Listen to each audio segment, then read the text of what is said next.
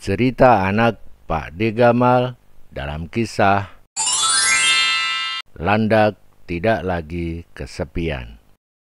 Di antara semak belukar yang berada di dekat sungai di pinggir hutan, terdapat pohon tumbang yang berlubang. Di tempat itu seekor landak tinggal berdiam. Landak hanya tinggal sendirian. Ia ingin mencari teman karena merasa kesepian. Ia berharap mendapat teman dari bangsa hewan lain, tetapi siapa yang mau diajaknya berteman? Suatu sore, landak melihat kelinci dan tupai sedang bermain di dekat pohon besar. Landak segera menghampiri. Ia bersikap ramah ketika menyapa tupai di depannya. "Halo tupai, apakah kamu mau berteman denganku?" Tupai malah bergerak menjauh dari landak dan menjawab, "Aku takut berteman denganmu, landak. Aku takut terkena duri-durimu yang tajam itu kalau kita berdekatan." Landak sedih mendengar jawaban tupai, tapi ia masih memiliki harapan mendapatkan teman. Lalu tanyanya pada kelinci, "Kelinci, apakah kau juga takut berteman denganku?" Kelinci perlahan menganggukkan kepala. Kelinci lalu mengajak tupai untuk meninggalkan tempat itu, meninggalkan landak sendirian. Landak bertambah sedih. Dengan wajah menunduk, dia berjalan menuju lubang tempat tinggalnya. Mendadak, ia mendengar suara keramaian di sebelah kanannya. Ia melihat anak-anak ayam sedang bermain di depan kandang mereka di perkampungan ayam. Ayam jago dan ayam betina mengawasi anak-anak ayam yang bermain kejar-kejaran itu. Muncul harapan baru pada diri landak untuk mendapatkan teman baru dari bangsa ayam. Ia pun bergegas mendatangi perkampungan ayam. "Selamat sore, Paman Jago. Apakah aku bisa turut bermain bersama anak-anak ayam itu?" tanya landak. Dengan sorot mata menatap tajam ke arah landak, ayam jago menggelengkan kepala. Jawabnya ketus, "Tidak, aku tidak mengizinkan mereka bermain denganmu." "Kenapa, Paman?" tanya landak ingin tahu. Ayam betina yang menjawab pertanyaan landak, "Apakah kamu tidak sadar? Tubuhmu itu penuh dengan duri-duri tajam.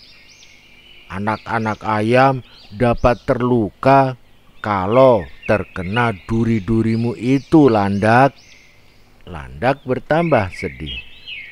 Meski ia bisa menyadari alasan ayam jago dan ayam betina, ia akhirnya pulang ke tempat tinggalnya.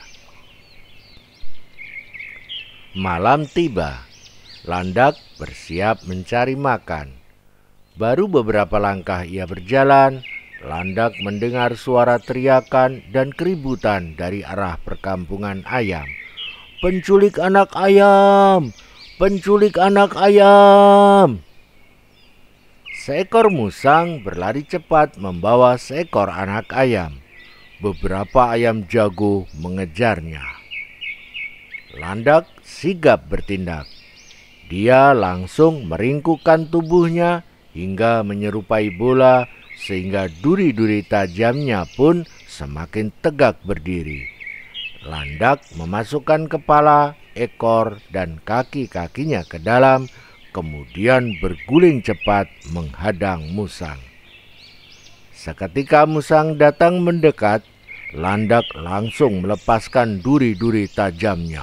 Selap, selap, au, au, aduh, aduh. Jerit musang kesakitan setelah duri-duri tajam landak mengenai tubuhnya. seekor anak ayam yang dicuriknya dari perkampungan ayam dilepaskannya.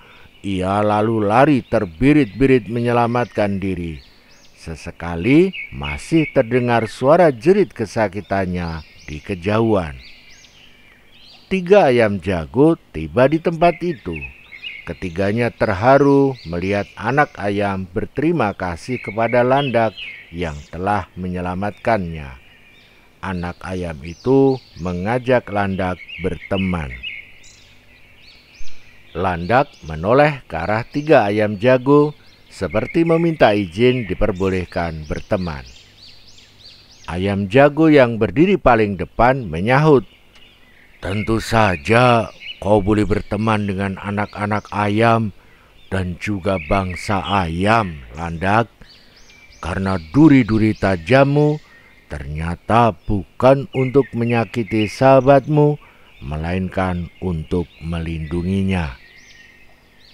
Landak sangat gembira. Ia kini mempunyai sahabat, tidak hanya ayam, tetapi juga kelinci dan tupai bersahabat dengannya. Mereka senang berdekatan dengan landak yang akan melindungi mereka dari hewan-hewan buas yang mengincar mereka.